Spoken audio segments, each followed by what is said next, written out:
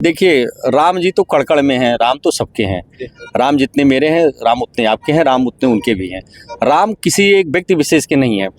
यह विषय यह कहना कि राम की नगरी थी और भाजपा हार गई, मुझे लगता है कि बहुत अच्छा तुलना नहीं है। राम जी तो सबके हैं, राम पे सबकी कृपा बनी है। जहाँ तक आप लेते हैं माइनॉरिटी की बात, आप लेते हैं, लोग कहते हैं राम जी हैं, सनातन हो गए, बाकी मुस्लिम होंगे। मैं बहुत आपके माध्यम से कहना चाहता हूँ, जो हमारे देश के मुस्लिम ही हैं, आज 4 पुश्त 5 पुश्त आप पीछे जाइए, ये सब हमारे पूर्वज हैं। परिवार है गठबंधन के पप्पू निषाद जी, उनको वोट समाजवादी का या गठबंधन था उससे ज़्यादा मिल गया। उसके पीछे जो मेन कारण था, बहुत सारे भ्रम फैलाए गए, संविधान खतरे में भ्रम फैला के दलित के वोट को बटोरा गया। उसके बाद और भी तमाम भ्रम इस तरह के फैलाए गए, झगड़े के, लड़ाई किस तरह के अफवाह फैला के कुछ वहाँ पे नुकसान किया गया। तो ऐसे साजिशन विपक्ष ने कुछ वोट परसेंटेज अपना बढ़ा लिया, जिससे उनकी जीत हो गई। क्षेत्र इतना बड़ा होता है और भौगोलिक स्थिति से खलीलाबाद लोकसभा का क्षेत्र 3 मंडल और 3 जिलों का है। एक विधानसभा गोरखपुर में है, एक विधानसभा आपका अम्बेडकर नगर में है, 3 यहाँ है। तो ऐसी परिस्थिति में एक सांसद का सबके घर जा पाना संभव नहीं है, कोई होगा संभव नहीं है। संविधान बचाने के नाम पे और तमाम अफवाहें उड़ा के वोटों को बटोरा गया है। चूँकि जीत तो अपना रणनीति का हिस्सा होना चाहिए, विपक्ष अपनी रणनीति में सफल रहा और अफवाहों के आधार पर चुनाव जीता। नमस्कार, आप देख रहे हैं 17 न्यूज़ 24 और मैं हूं शैलेंद्र बड़ी त्रिपाठी। आज हमारे साथ भारतीय जनता पार्टी के नेता प्रदीप सिंह सिसोदिया है। इनसे बातचीत करेंगे कि 62 लोकसभा क्षेत्र में क्या कारण रहा कि संत कबीर नगर जिले के जो भाजपा प्रत्याशी रहे प्रवीण निषाद, उनकी करारी हार हुई है। इसके पीछे क्या रीजन मानते हैं? देखिए, जो चुनाव हुआ है, चुनाव बहुत ही तकनीकी रूप का चुनाव था। इसमें आप देखे होंगे कि भारतीय जनता पार्टी के जो उम्मीदवार थे, यहाँ से सांसद भी थे वो, और मत प्रतिशत की बात देखेंगे तो वोट कम नहीं मिला है उनको। लेकिन जो विजयी उम्मीदवार हैं गठबंधन के पप्पू निषाद जी, उनको वोट समाजवादी का या गठबंधन था उससे ज़्यादा मिल गया। उसके पीछे जो मेन कारण था, बहुत सारे भ्रम फैलाए गए, संविधान खतरे में भ्रम फैला के दलित के वोट को बटोरा गया। उसके बाद और भी तमाम भ्रम इस तरह के फैलाए गए, झगड़े के, लड़ाई किस तरह के अफवाह फैला के कुछ वहाँ पे नुकसान किया गया। तो ऐसे साजिशन विपक्ष ने कुछ वोट परसेंटेज अपना बढ़ा लिया, जिससे उनकी जीत हो गई। प्रदीप जी, जनता में चर्चा है कि ये क्षेत्र में नहीं जाते थे, जिसके कारण जनता जो इनसे रुष्ट रही।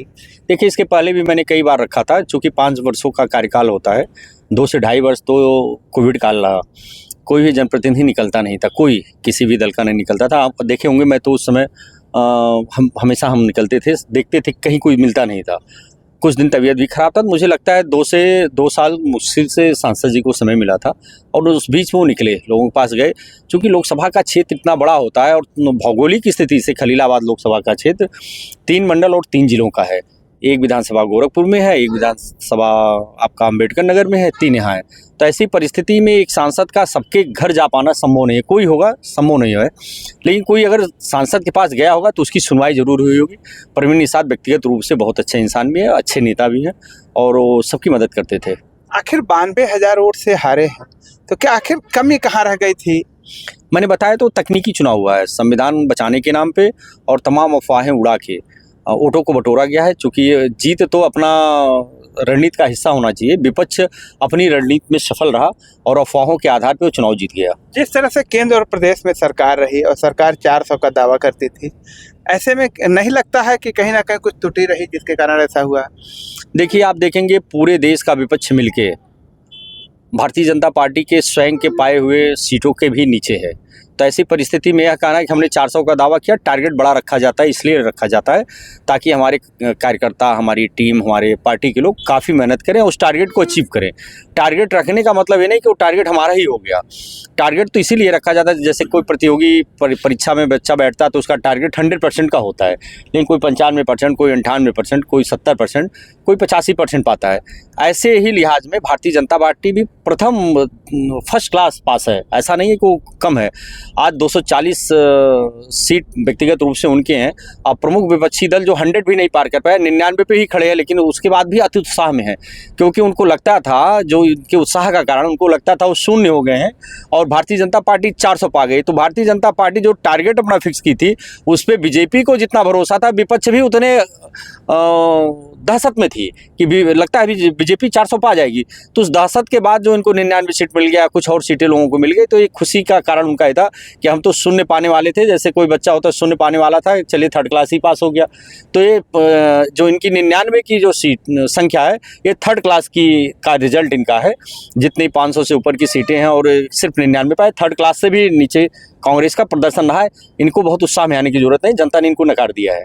क्या कहीं ऐसा तो नहीं लगता कि जो इनके पिताजी और इनके द्वारा या इनके अध्यक्षों के द्वारा मारपीट की घटना को अंजाम दिया गया, उसका भी कुछ रीजन रहा?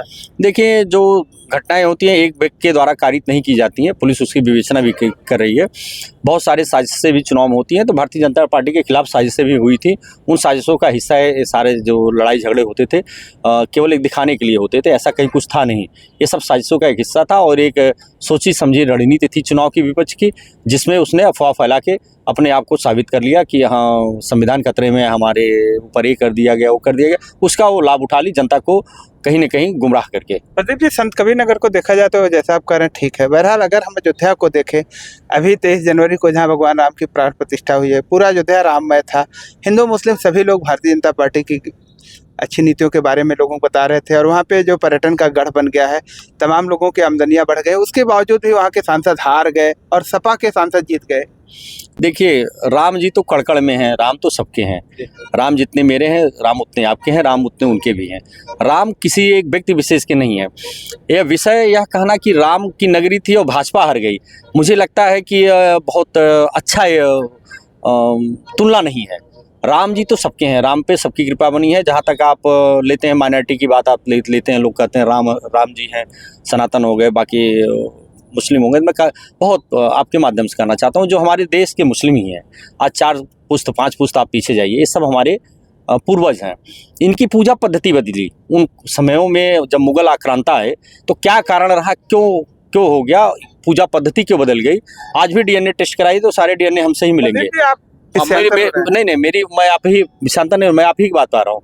तो अब यह कहना कि अयोध्या में राम जी की मूर्ति बनी और अयोध्या हम हार गए, ठीक है, अयोध्या नहीं आ रहे हैं। आप अयोध्या विधानसभा देख लीजिए, अयोध्या विधानसभा आप जीते हैं, वहाँ की सारी बूथें जीते हैं। चूँकि ये जो फैजाबाद का जो सीट है वो 5 विधानसभाओं का, अन्य विधानसभाओं में जो राजनीति हुई, जो संविधान, मैंने फिर कहा, जो साजिश चली, संविधान खतरे में, दलितों ने कुछ वोट इस अफवाह के कारण कि संविधान खतरे में, कुछ इस तरह के वोट इकट्ठा हो गए। और जो भाजपा माइंडेड वोट थे वह इस भरोसे में रह गए कि मोदी जी हैं तो मुमकिन है, मोदी जी तो जीत ही रहे हैं, भाजपा तो जीतेगी, हम अकेले नहीं जाएंगे तो क्या होगा। तो ये जो वोट परसेंटेज कम भाजपा का हुआ, भाजपा के लोग जो वोट कम डाले, उसका भी एक वजह है कि सीट हारी है। अयोध्या का कहीं सम्मान कम नहीं हुआ है। जिस तरह से सोशल प्लेटफार्मों पे चल रहा है कि जब वहाँ पे जो बिल्डिंगें थी तोड़ी गई, मुआवजा नहीं दिया गया, जो लोगों ने होटल बनाए वो मध्य प्रदेश के रहे, गुजरात के रहे, क्या ऐसा नहीं लगता कि इसका इफेक्ट जनता में गया हो? देखिए, भारत में एक चलन सी हो गई है अफवाह, सोशल मीडिया का दुरुपयोग बड़े पैमाने पे किया जा रहा है। जितने पोस्ट अभी आपको देखेंगे, जब कोरोना काल आया था तो एक पोस्ट आप देखे होंगे, एक वृद्ध व्यक्ति अपनी पत्नी को कंधे पे बैठा के ले जा रहा है, उसके पैरों में छाले पड़े हैं, और वो था रोहिंग्या के मुस्लिम, जब वो आए थे उस समय का फोटो था। और बहुत सारे लोगों ने उसको शेयर किया था कि ये देखिए कोविड काल में ऐसे ऐसे हो गया। बाद में पता चला कि नहीं, ये तो दूसरा था, पश्चिम बंगाल का ही मामला था। तो ऐसे बहुत सारे ऐसे वीडियो जो ऑथेंटिक नहीं है, गुमराह करने के लिए बहुत सारे ऐसे शरारती तत्व हैं, विदेशी साजिशें भी इसमें चल रही हैं। जनता वहाँ मेरी बात सुनिए, विपक्षी साजिशें भी हैं कि जो उस समय मौके पे जो परिस्थितियाँ थी उसके विषयांतर होकर उसका कुछ और विषय, कुछ और वीडियो लाके डाली जा रही है, और कोई ऐसा नहीं है जिसको मुआवजा नहीं मिला गया है। मुझे लगता है गोरखपुर आप देख लीजिए जाके, जो विकास है, अयोध्या में देख लीजिए, जितने लोग हैं बहुत संतुष्ट हैं, काफ़ी विकास हुआ, परिवर्तन हुआ। जब विकास होता है तो कुछ न कुछ परिवर्तन होता है। ऐसी परिस्थिति में कि हम सारी भौगोलिक स्थिति को सामान्य भी रख लें और विकास भी हो जाए, संभव नहीं है। बड़ा विकास है तो कुछ तो परिवर्तन होगा, और 4 गुना ज़्यादा मुआवजा भारतीय जनता पार्टी की सरकार ने दिया था। मुआवजे से सारे लोग खुश थे। ये सिर्फ अफवाहों का बाजार है, जिसको इस्तेमाल करके विपक्षियों ने उसका लाभ उठाया। जनता ये कह रही कि अमित शाह जो रहे, या गुजरात के लोगों को यहाँ की ज़मीन दे करके होटल बनवा रहे हैं, महाराष्ट्र के लोगों को दे करके होटल बनवा रहे हैं, जबकि यहाँ के स्थानीय लोग भी इसको कार्य कर सकते थे। अगर जमीन दिया हो गया तो निश्चित उन लोगों का व्यवसाय बढ़ता। तो इसको लेकर के लोगों में नाराजगी देखी जा रही है। कोई एक व्यक्ति बता दीजिए जो यहाँ का लोकल हो, जमीन खरीदने गया हो, जिसे जमीन न मिली हो, कोई एक व्यक्ति बता दीजिए। ऐसा ये सब भी उन्हीं अफवाहों का हिस्सा है। जिसके पास पैसा है हिंदुस्तान में कहीं भी जमीन, अब तो आप जम्मू कश्मीर में भी जाके जमीन खरीद के होटल बनवा सकते हैं। तो जिसको बड़ा दर्द है कि मुझे अयोध्या में नहीं मिला, जम्मू में जाके खरीद ले, जमीन खरीद ले, या अयोध्या में जाए जमीन उसको न मिले तो माना जाए कि हाँ इस तरह की साजिशें चल रही हैं।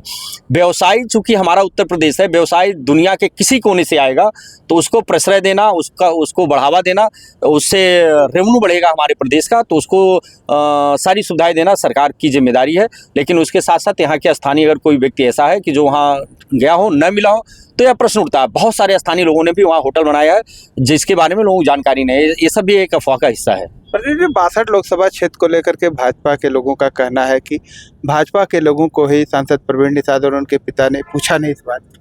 ऐसा नहीं है। उन्होंने चुनाव लड़ रहे थे, सामंजस्य बना के लोग चल रहे थे संगठन, और चूंकि प्रवीण निषाद पार्टी के सांसद नहीं थे, वो भारतीय जनता पार्टी के सांसद थे, प्रत्याशी भी भारतीय जनता पार्टी के ही थे। तो अलग से देखना मुझे लगता है कि बेवजह का ये चर्चा है, इस पर चर्चा नहीं होनी चाहिए। वो भारतीय जनता पार्टी के उम्मीदवार भी थे और उनके साथ पूरी भारतीय जनता पार्टी लगी थी। क्या देश भर में जहाँ भी भाजपा के प्रत्याशी की हार हुई इसकी समीक्षा करेगी भाजपा? भाजपा बिल्कुल समीक्षा हो रही है, करेगी नहीं, हो रही है, और उस पर निश्चित रूप से सुधार भी करेगी, कार्रवाई भी करेगी, और 2047 तक के अपने मिशन को लेकर भारतीय जनता पार्टी अपना काम भी करेगी। क्या लग रहा है 27 लोकसभा चुनाव में फिर भाजपा पूर्ण बहुमत से आ पाएगी? 27 में विधानसभा का होना है, लोकसभा का नहीं होना है। विधानसभा में पूर्ण बहुमत से आएगी। विपक्षी दल चूंकि एक देखेंगे कि इस बार लगा होगा कि हम जीत गए, किसी की लहर नहीं थी, कहीं कहीं मिसमैनेजमेंट था, कहीं कहीं अफवाहें थी। जनता इन अफवाहों को अब समझ चुकी है। अब किन्हीं भी परिस्थिति में गठबंधन के साथ नहीं जाएगी, क्योंकि एक इस समय देखे होंगे, एक कहावत बड़ी चलती है कि एक भेड़ था, उसे अपने मालिक के ऊपर बड़ा भरोसा नहीं था कि ये हमसे बड़ा लाभ लेता है, वो चला गया किसी कसाई के साथ। तो पता चलेगा वही हाल हो गया कि आदमी ये सोच के गया कि संविधान में बचाने वहाँ जा रहा हूँ, जबकि संविधान का असली अगर खतरा कहीं पैदा है तो गठबंधन में पैदा है। संविधान के प्रति भारतीय जनता पार्टी का रवैया पूर्ण स्पष्ट है। संविधान में कोई ऐसे परिवर्तन नहीं होने जा रहे हैं जिससे किसी को नुकसान हो। और भारतीय जनता पार्टी एक ऐसी पार्टी है जिसने देश के प्रथम नागरिक राष्ट्रपति में पहली बार अनुसूचित, दूसरी बार जनजाति के व्यक्ति को, महिला को बैठा के बहुत स्पष्ट उन्होंने संकेत दिया कि इस देश में सबका एक समान अधिकार और सम्मान है, और जैसे सामान्य है, पिछड़े हैं, अल्पसंख्यक है, वैसे दलित, अनुसूचित और जनजाति भी है। और राष्ट्रपति बना के मैसेज देना मोदी जी का बहुत दूरदर्शी परिणाम है, और भारतीय जनता पार्टी का एक अच्छा ये संदेश भी है। प्रदीप जी, कल मोदी जी तीसरी बार शपथ ग्रहण करने जा रहे हैं, गठबंधन से सरकार बन रही, तो क्या लगता है ये सरकार कितने दिनों तक चल पाएगी? देखिए, सरकार जिसे लगता हो कि ये सरकार नहीं चल पाएगी, वो मुगालते में न रहे। ये सरकार पूर्ण अपना कार्यकाल पूर्ण करेगी और बहुत अच्छे काम करेगी। 10 वर्षों में मोदी जी ने जो काम किया है, जो गति दी है, उसमें जो शेष काम रह गए उसको भी पूरा करने का काम, और नए लक्ष्यों पे काम, भारत को महाशक्ति के रूप में ले जाने का काम, आर्थिक महासमृद्धि, भारत को देश के दूसरे तीसरे पावदान पे ले जाके आर्थिक स्थिति में खड़ा करके पहले स्थान पे ले जाने का कार्य जो संकल्प लिया है मोदी जी ने, उसको भी पूर्ण करने का काम करेंगे, और पूरे देश में सर्व समाज का काम होगा। धन्यवाद। तो अभी आपने देखा कि हमारे साथ ये भाजपा नेता प्रदीप सिंह रहे, और इन्होंने अपनी बात बखूबी से रखी है। बहरहाल की बात पे आप लोग कमेंट करके अपनी राय जरूर दें। मिलते हैं नई खबर के साथ नई वीडियो में, तब तक के लिए नमस्कार।